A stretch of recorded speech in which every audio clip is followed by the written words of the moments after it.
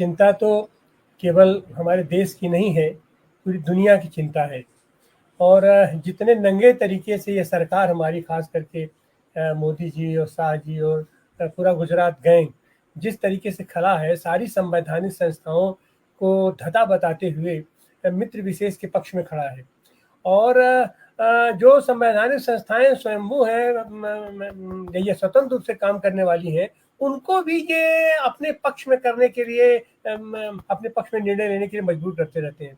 तो सेबी तो इन्हीं की पैदा की हुई संस्था है, इन्हीं की बनाई हुई चेयरपर्सन है, और उनकी नियुक्ति से पहले उनके बारे में इनको न जानकारी रही हो ऐसी तो बात नहीं है। शायद इनकी नियुक्ति ही इसीलिए की गई है कि ये वो सारी चीजें करेंगी, वो सारी चीजों पर पर्दा डालेंगी जो देश के सामने आनी चाहिए। तमाम चीजें उठा करके आप देखिए, उनके ऊपर सब पर्दा दर पर्दा पड़ता चला जा रहा है। और सेबी तो फिर मैंने एक तरीके से हद कर दी है कि जिस पर कि मैंने नंगे तरीके से सामने दिखाई पड़ रहा है किस तरीके से नंगा खेल कर रही है। देखिए, असली ताकत तो हमारी करेंसी होती है, असली ताकत हमारी पूंजी होती है, और देश के पूंजी का जिस तरीके से दोहन होकर के, ड्रेन होकर के बाहर जा रहा है, और हमारी पूंजी बाहर जाकर के धन के रूप में बाहर जाती है, और बाहर से पूंजी बन करके, बाहरी पूंजी बन करके हमारे देश में आ जाती है। तो हमारी ही पूंजी के द्वारा हमें ही कर्जदार बनाया जा रहा है। और इस सब का संरक्षण, इस सब को देखने के लिए, इस सब के ऊपर न्यायिक दृष्टि वो रखने के लिए सेबी बनाई जाती है। और सेबी की खुद अब इससे ज्यादा क्या हो सकता है, सब कुछ प्रमाण के साथ है कि इनकी क्या भूमिका है, इनके पति की क्या भूमिका रही है, इनकी क्या भूमिका रही है, कि ऑलरेडी उसमें एम्प्लॉय रही है, इनकी ऑलरेडी उसमें पूंजी लगी हुई थी, नहीं आज की तारीख में भी लगी हुई है। लेकिन उसके बावजूद भी, और पीएससी के बार बार बुलाने के बाद भी, बार बार मतलब 2 बार भी अपने आप में बहुत होता है, और अपना बुलाने के बाद भी ये लगातार उसकी अवहेलना करें। और आज तो स्थिति ये है कि जब ये हमारी मोदी सरकार जब प्रचंड बहुमत में थी, उस समय इनकी नियुक्ति हुई थी, तो आज तो वो बहुमत में नहीं है, अपना बैसाखियों पर टिके हुए हैं। लेकिन फिर भी ये जो पीएससी है, वहां पर भी तो निर्णय तो बहुमत से ही होगा। अगर हमारा चेयरमैन है, उसका चेयरपर्सन वेणुगोपाल है, तो ये वेणुगोपाल कैसे कर पाएंगे? जिस बल पे इनके सारे लोग उछल रहे हैं, अपने बाबा उछल रहे हैं, और उन्होंने जो सो ये लोकसभा अध्यक्ष के पास इनकी उल्टे शिकायत इनकी पहुंचा दी कि वो तो मनमानी तरीके से काम कर रहे हैं। तो ऐसी हालत में पीएससी भी क्या निर्णय कर पाएगी, क्या निर्णय लेगी अगर ये नंगा नाच करने पर उतारू होंगे। लेकिन फिर भी हमें ऐसा लगता है कि ये चूंकि अस्थायी समिति है, इसके पास न्यायिक निर्णय भी है, इसके पास दंड का प्राविधान भी इसके पास है, तो निश्चित रूप से एक बार भले ही इनको अभी मौका दे दिया जाए, लेकिन इनके ऊपर एक्शन तो होना है, एक्शन तो इनके ऊपर होगा ही। उसके कमेटी के लोग ये भले ही उसको बहुमत से इनका प्रस्ताव गिराने की कोशिश करें, लेकिन इनके ऊपर एक्शन तो होगा। लेकिन उसके साथ यह भी है कि जिस नंगई के साथ हमारी सरकार अपने लोगों के साथ खड़ी रहती है, तो वह नंगई भी यहाँ देखने पड़ेगी। अब ये प्रदूषण से भी ज्यादा अपने सारे लोगों का जिस तरीके से ये अपना बचाव करते आ रहे हैं, उनसे भी क्या एक कदम आगे बढ़कर के इनका बचाव करेंगे या क्या करेंगे? तो देखिए, टकराव तब होगा, लेकिन अभी तो 2 बार इनको दिया गया है, एक बार तो मौका हमारे अंदाज से इनको फिर अभी देना ही होगा, दिया जाएगा। लेकिन यह भी निश्चित है कि माधवी बुच इनके सामने प्रस्तुत नहीं होगी, इनके सामने नहीं होगी, क्योंकि यहाँ दाल में काला नहीं है, ये पूरी की पूरी दाल ही काली है, पूरी पूरी माधवी बुच काली है। उनका, उनके पति का और इनका और इनके सारे मित्र मंडली का सीधा सीधा इन्वॉल्वमेंट है, और इन लोगों को देश के हित से कोई चिंता नहीं है। तो इसलिए इनके ऊपर एक्शन भी होगा, टकराव होगा। लेकिन अब वो टकराव किस हद तक जाता है, किस स्थिति तक जाता है, इसको भी देखना पड़ेगा, और हमारे अंदर से दिलचस्प होने वाला है आने वाले दिनों की जी के पास जाऊंगा मैं, और उनसे ये कहना चाहूंगा मैं कि जो पीएससी के अधिकार हैं, उसके अधिकारों को देखते हुए एक तरीके से जितनी कमेटीज हैं उसमें सबसे पावरफुल कमेटी पीएससी की मानी जाती है, और इसीलिए उसका जो चेयरपर्सन होता है, मुझे लगता है कि उसको सभी कमेटियों से ज्यादा पावरफुल उसको माना जाता है। और जो है, पहली बार मतलब 67 में इसके जो सांसद उस समय मीनू मसानी थे स्वतंत्रता पार्टी के, 67 में वो इसके जो है चेयरपर्सन बने थे।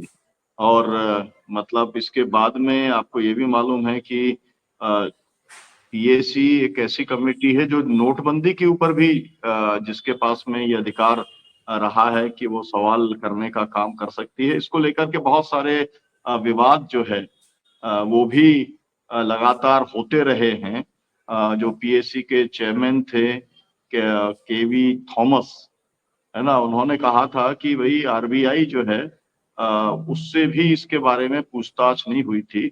और उन्होंने यहाँ तक कहा था कि इसके अंदर प्रधानमंत्री को भी जो है तलब करने का काम किया जा सकता है। मेरा कहने का मतलब ये है कि जो तमाम सारे जो ऐसे मसले हैं, मतलब इतनी पावरफुल है कि प्राइम मिनिस्टर को भी बुला सकती है। और पहले भी पीएससी के अंदर अगर आप देखेंगे तो 2G स्पेक्ट्रम हो, कॉमनवेल्थ घोटाला हो, कोयला खदान घोटाला, तमाम सारे जो घोटाले हैं उसको को लेकर भी इसके अंदर काफी चर्चा और बहस हुई। एक समय में पीएससी के जो चेयरमैन थे वो मुरली मनोहर जोशी थे, और उस समय उन्होंने जो है वो 2G घोटाले को लेकर के इसके अंदर बहस कराने की कोशिश की थी। और तब उन्होंने कहा था कि हम अगर चाहें तो हम मनमोहन सिंह को भी बुलाने का काम कर सकते हैं। रक्षा मामलों की एक उप समिति का भी गठन मतलब एक समय में इसने किया था। तो ये जो कमेटी है ये बहुत पावरफुल भी है और इसके ऊपर बहुत बहस भी लगातार होती रही है। और इसमें जब ये इस समय जो निशिकांत दुबे, आपको मालूम है कि वो बहुत ही ज्यादा जो है बोलने वाले और क्या कंट्रोवर्शियल किस्म की बात करने वाले बीजेपी के सांसद हैं, और वो भी जब इसके सदस्य थे तो उन्होंने भी ये कहा था कि ये जिसको चाहे उसको बुला भी सकती है, और इसके अंदर तमाम सारे लोग जो है वो अपने डिसेंट रखने का भी उनके पास में अधिकार है। तो जो पब्लिक अकाउंट्स कमेटी जो है इसका गठन दर्शकों की जानकारी के लिए वो सुधार के तहत 1921 के अंदर किया गया था। मतलब इसका एक पुराना अपना इतिहास है जो पूरा का पूरा पार्लियामेंट्री हिस्ट्री है ब्रिटेन की, वहां पर ये इजाद हुआ। उसके बाद में भारत ने इसको फॉलो करने का काम किया। तो अली अनवर साहब, मैं जानना ही चाहता हूं कि आपको क्या उम्मीद है पीएससी से, क्या आपको उम्मीद है कि अकेला मामला इनका नहीं है, मामला पूरे रेगुलेटरी बॉडीज की जांच का है और उसके अंदर इस तरीके के सुधार करने का है, या जो लोग कल्प्रेट हैं उनको सजा मतलब कि इस तरीके का है कि उनकी जो रिस्पॉन्सिबिलिटी फिक्स हो जाए? ये सब रिस्पॉन्सिबिलिटी जो है आपको लगता है कि वो पूरी करने देगी ये सरकार? जी, जो स्थिति बन रही है कि उसकी अकाउंटेबिलिटी, ये तो बुश की बात क्या किया जाए, अपने मोदी जी पार्लियामेंट में खड़ा होकर के झूठ बोले। अब तो स्पष्ट हो गया। अब तो ये ब्रिक्स सम्मेलन में ये जिस तरीके से उन्होंने अपना कहा, उसके पहले कि 4.5 साल पहले वाले वो लाइन पर चीन चला जाएगा, हम चले जाएंगे, ड्रैगन को हमने झुका दिया। और वही उसके पहले उन्होंने सदन में कहा था कि न कोई आया है हमारे यहाँ, न कोई गया है हमारे यहाँ। तो ऐसी हालत में जो हमारा प्रधानमंत्री भी इस तरीके से तो अपना बचाव करेगा या ये माधवी बुश का बचाव करेगा? और माधवी बुश के माध्यम से तो पूरा का पूरा इनके सिस्टम पर जो इनका पूरा मित्र है उसका पूरा पूरा फाइनेंशियल वो मामला इन्वॉल्व है। तो आप ऐसी हालत में आप इनको क्या देखते हैं कि 2 बार तो वो अपने आप में अनुपस्थित रह गई, क्या आने वाले दिनों में कोई एक्शन इनके ऊपर हो पाएगा? कि देखिए, अडानी और मोदी एक ही चीज है।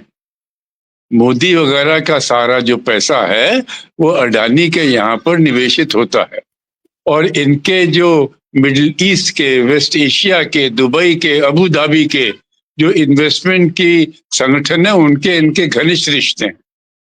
और ये जो है इन लोग का जो रिश्ता है वो आगे चलकर अमेरिकी पूंजी के साथ इनका रिश्ता है। तो ये ऐसा मजबूत गठजोड़ है। इसके सामने अब ये जो बुश वगैरह हैं, ये सेबी की मुखिया हैं, ये इस बड़ी मशीन की एक छोटा सा पुर्जा है। ये इस बड़ी मशीन की एक छोटा सा पुर्जा है। क्योंकि देखिए, सेबी का जो रेगुलेटर का काम है वो बड़ा इंपॉर्टेंट काम है। और अगर कोई सख्त आदमी आ जाए वहां तो इन पूंजीपतियों का नुकसान हो जाए बहुत जबरदस्त। तो हमेशा यहाँ पर आदमी ऐसा बिठाया जाता है जिसको ये हमेशा लगातार कंट्रोल कर सके। तो इसलिए ये कोई आश्चर्य की बात नहीं है कि जो बुश है वो लगातार उनका काम कर रही है, बड़ी बेशर्मी के साथ कर रही है, उसको कोई परवाह भी नहीं है। पीएसी जैसी एक ऐसी संस्था है जो पार्लियामेंट्री सिस्टम की सबसे मजबूत संस्था है। साथियों ने बताया कि इसके जितने भी चेयरमैन रहे वो अपोजिशन के बड़े नेता रहे और उन्होंने हमेशा अच्छी भूमिका अदा करने की कोशिश की है। तो ये बड़ी इंपॉर्टेंट कमेटी है और अगर ये चाहे तो इसको पकड़ के मंगवा सकती। लेकिन उसके मुखिया ने कहा क्या, पीएसी के मुखिया ने कहा कि चूंकि ये महिला है इसलिए इस बार हम उनको जाने दे रहे हैं। ये क्या बात होती है? यहाँ राष्ट्र का इतना बड़ा हित का सवाल है और आप अपनी कमजोरी को महिला कह के दलील दे के अपने आप को छुपाने की कोशिश कर। तो ये जो पूरी चीज है, कांग्रेस पहले तो एक भाई पहली बात तो ये कि कांग्रेस को बधाई देनी चाहिए कि उन्होंने कुछ बुद्धिमानी का काम किया कि इस मुद्दे को लगातार उठा के रखा। इस मुद्दे के उठने से, हिंडनबर्ग के और आ जाने से इन सब का काफी एक्सपोजर भी हुआ जो अन्यथा शायद ना होता। वो लोग अभी भी इसको लेकर लगातार चल रहे हैं, ये और भी अच्छी बात है। लेकिन अगर हम ये मानते हैं कि भाई इससे कुछ हो जाएगा, सुप्रीम कोर्ट पहले ही कह चुका है कि सेबी की जो इंक्वायरी थी अडानी के बारे में वो सही थी, पहले ही वो कह चुका है। तो सब मामला ही सब उन्होंने बहुत पहले सुप्रीम कोर्ट ने समाप्त कर दिया था। अब यहाँ पर सवाल आता है कि इसके जो इन्वेस्टमेंट हैं अडानी की तमाम कंपनियों में, वो बिल्कुल ठीक बात है, वो हर एक को मालूम है, वो हर एक आदमी जान भी सकता है, उसमें कोई खास बात नहीं। तो ये लंबे समय से जो सेबी का मुखिया होता है वो बड़े पूंजीपतियों के साथ गलवैयां करके चलता रहा है। बुश ने थोड़ा ज्यादा भोंडेपन से किया, बाकी लोग थोड़ा सोफिस्टिकेटेड तरीके से करते हैं, जो आईएएस वगैरह होते हैं वो थोड़ा बचा कर करते हैं, इसने भोंडे तरीके से किया। इसकी विद्वता के बारे में किसी को शक नहीं है क्योंकि ये लगातार जब से आई है तब से इन्होंने, जब से ये फाइनेंस की फील्ड में आई इन्होंने लगातार तरक्की की है। तो ये जो पूरी स्थितियां बन रही हैं ये साथ ही ऐसा है कि ये बहुत बड़ा नेक्सस है, ये बहुत बड़ा गुट है जो इस चीज को एग्जीक्यूट कर रहा है, काम कर रहा है। भाई अगर पूंजीपतियों का एक दल जाके सोनिया गांधी से मिलता है कि बोले इस मुद्दे को छोड़िए, आप क्यों परेशान हो रही है इसको लेकर, तो हो सकता है छोड़ दे इस मुद्दे को, कोई खास बड़ी बात नहीं है इन लोग के बीच में। जब मुखिया ये कहता है कि महिला होने के कारण हमने छोड़ दिया तो ठीक है भाई, आपको इसकी परवाह ही नहीं है कि देश का अरबों खरबों रुपया इस तरीके से साइफन ऑफ हो रहा है, इसका मतलब ही नहीं। तो और अब देखिए क्या हुआ, बीजेपी ने अपने एमपीज को लगा दिया है और उन्होंने हमला करना शुरू कर दिया है और बीजेपी के जो बदतमीज एमपी है वो पता नहीं क्या क्या बोल रहे हैं और क्या क्या बकवास करें। तो मुझे लगता है कि पहला तो कांग्रेस बधाई की पात्र है कि उन्होंने इस मुद्दे को उठाया। दूसरा, इसके अंदर उनको कमजोरी नहीं दिखानी चाहिए। अगर वो निरंतर लड़ते हैं, पार्लियामेंट के अंदर उठापटक भी कर लेते हैं तो उनको बहुत फायदा होगा और देश को तो फायदा होगा ही। तो इसलिए ये सब छोटे छोटे मुर्गियां हैं, बुश हुआ, ये हुआ, जितने रेगुलेटर हैं वो सब ऐसे ही हैं। इनके बारे में इतना कि तो हाँ ही चोर, इनको चोरी करने का मौका दिया जाता है कि तुम और थोड़ी चोरी कर लो ताकि हमारे खिलाफ ना जाओ। तो ये उनको कभी कुछ नहीं होगा साथी जब तक ये सत्ता रहेगी। अगली सत्ता में भी ये लोग ठीक ठाक रहते हैं। ये देखा गया है कि ये जो लोग हैं ये हर सत्ता में ठीक रहते हैं। आप कहीं भी देख लीजिए, पूरे देश के अंदर किसी प्रदेश में देख लीजिए, केंद्र में देख लीजिए, पुराने चोर नए के साथ आराम से मिल जाते। हम लोग बकवास करते रहते, किसी कोई सुनता नहीं और अगले दिन वो दोनों साथ में गलबैया करते हुए दिखाई दे जाते। तो सर हम लोग को इसके बियॉन्ड सोचना है, इसके आगे जाकर सोचना है। हम लोग केवल पीएसी के ऊपर बहस करेंगे तो उससे कोई लाभ नहीं होगा। पीएसी बड़ी इंपॉर्टेंट संस्था है, पूंजीवादी लोकतंत्र की भारत के पीएसी बड़ी इंपॉर्टेंट संस्था है। ये एक ऐसा ऑपोजिशन का मौका देती है जिसके अंदर आप एक एक चीज को एक्सपोज कर सकती हो। इतनी पावरफुल बॉडी बनाई गई है, लेकिन भाई पावरफुल बॉडी इस्तेमाल करने के लिए थोड़ा दमखम चाहिए होता है। हरि विष्णु कामत चाहिए होते, नाथ पै चाहिए होते, हेम बरुआ चाहिए होते, और क्या है, ज्योतिर्मय बसु चाहिए होते, इस प्रकार के एमपी चाहिए होते और धुआंधार तरीके से बोले। ये लोग क्या करे, वेणुगोपाल वो औरत आ गई थी इसलिए हमने ऐसा, ये क्या बकवास होती, मतलब हद होती है मूर्खता की। तो आपके पास वो लोग होने चाहिए जो लड़ाई लड़ सके। हाँ, महुआ मित्रा एक महिला है, मैं उसको दाद देता हूं कि वो लड़ाई लड़ी, उसने शिकायत की, उसने क्या कहा, उसने कहा ये सीरियल ऑफेंडर हैं, बुश के लिए उसने कहा ये सीरियल ऑफेंडर है, लगातार मतलब अपराध करती आ रही है, कोई नई बात नहीं इनके लिए अपराध करना, ये बड़ी बात है साथी। तो महुआ मित्रा जैसी हमको दो चार और चाहिए, ताकि वो धुआंधार तरीके से बोले, खड़े होके बात करे।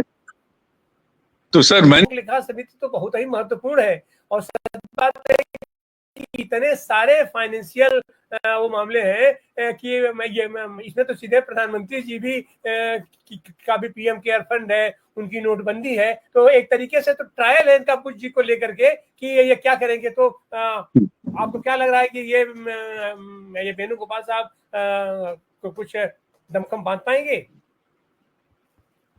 भाई देखिए, ये सब निर्भर करेगा कांग्रेस पार्टी क्या नीति अपनाती है। अगर वो निरंतर संघर्ष की नीति अपनाती है, जैसा जयराम रमेश भाषण देते हैं, राहुल गांधी भाषण देते हैं, तो ये आगे बढ़ाएंगे, इसको बहुत आगे बढ़ा सकते हैं, इसकी कोई सीमा ही नहीं है आगे बढ़ाने की। इतना बढ़ सकता है कि बस ये सरकार कांप जाए, लेकिन आपके पास लोग होने चाहिए जो बहादुरी से इस बात को रखें। सर हमारा समय ये कामरा राजन जी, आपकी दिन टिप्पणी। मैं एक बात की तरफ ध्यान खींचना चाहता हूं, जो सेबी एक्ट है उसमें सेक्शन 19 में ये कहा गया है कि central government has powers to make regulation for chairperson and whole time director, लेकिन इनके लिए कोई गैजेट नोटिफिकेशन केंद्र सरकार ने कभी बनाया ही नहीं। मतलब जिस तरीके का वो एक खोखलापन उसमें है, वो जैसा चावला जी ने कहा है कि ऐसे पित्तों को बिठाने के लिए उसमें जो एक कमियां रखी गई है एक रेगुलेटर के रोल में, तो उस बातों के तरफ मैं ध्यान खींचना चाहता हूं।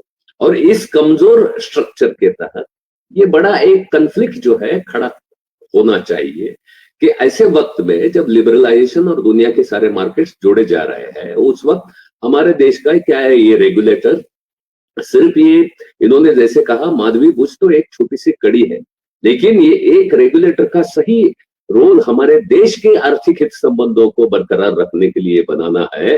तो उसके लिए ये लंबी लड़ाई, जिस तरीके की लड़ाई का जिक्र जो है सावला जी कर रहे हैं, वो आगे लेके जाना बहुत जरूरी है।